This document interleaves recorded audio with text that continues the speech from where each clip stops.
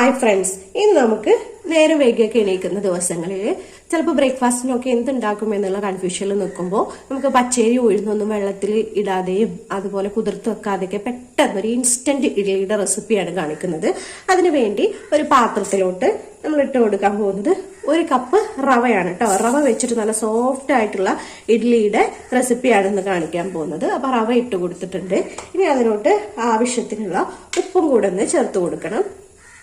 ഇനി ഇതിലോട്ട് അധികം പുളിയില്ലാത്ത 1/2 കപ്പ് തൈരും കൂടെ ഒന്ന് ഒഴിച്ചു കൊടുക്കുന്നുണ്ട്.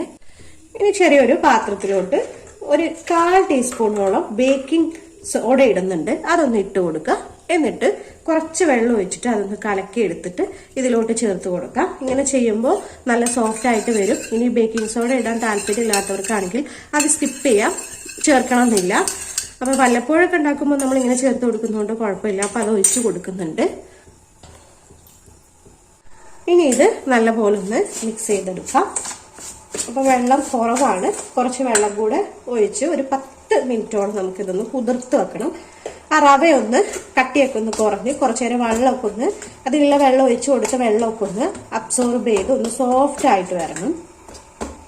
അപ്പൊ ഒരു 10 മിനിറ്റോളം നമുക്കൊന്ന് മാറ്റി വെക്കാം.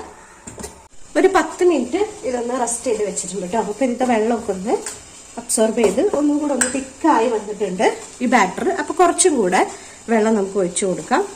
അപ്പൊ നമുക്ക് അറിയാലോ ഇഡ്ഡലി മാവിന്റെ ഒക്കെ ഒരു കൺസിസ്റ്റൻസി എങ്ങനെയാണെന്നുള്ളത്. ആ രീതിയിൽ ഇതൊന്ന് മിക്സ് ചെയ്തെടുക്കണം. അത്രയ്ക്ക് വെള്ളം ആ ഒരു കൺസിസ്റ്റൻസിയിൽ ഇതൊന്ന് ചെയ്തെടുക്കണം. അപ്പൊ അതൊക്കെ ആയിട്ടുണ്ട്, ഇത്ര മതി. ഇനി നമുക്ക് ഇഡ്ഡലി തട്ട് എടുത്തിട്ടുണ്ട്, അതിലോട്ട് എണ്ണയൊന്ന് ജസ്റ്റ് ഒന്ന് അപ്ലൈ ചെയ്ത് കൊടുത്തിട്ടുണ്ട്. ഇനി നമുക്ക് ഇഡ്ഡലി തട്ടിലോട്ട് മാവൊന്ന് ഒഴിച്ചു കൊടുക്കാം.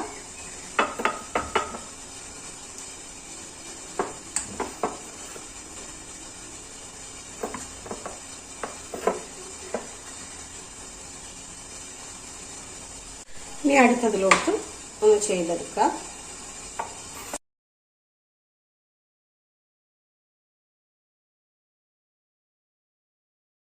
ഇത് നമ്മൾ സാധാരണ ചെയ്യുന്ന പോലെ തന്നെ 10 മിനിറ്റ് ഒന്ന് ആവി കയറ്റിയെടുക്കണം.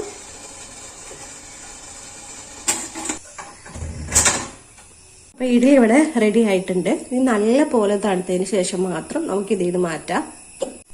അപ്പൊ നന്നായി തണുത്തിട്ടുണ്ട്. നമുക്കിതൊരു പ്ലേറ്റിലോട്ട് മാറ്റാം കേട്ടോ.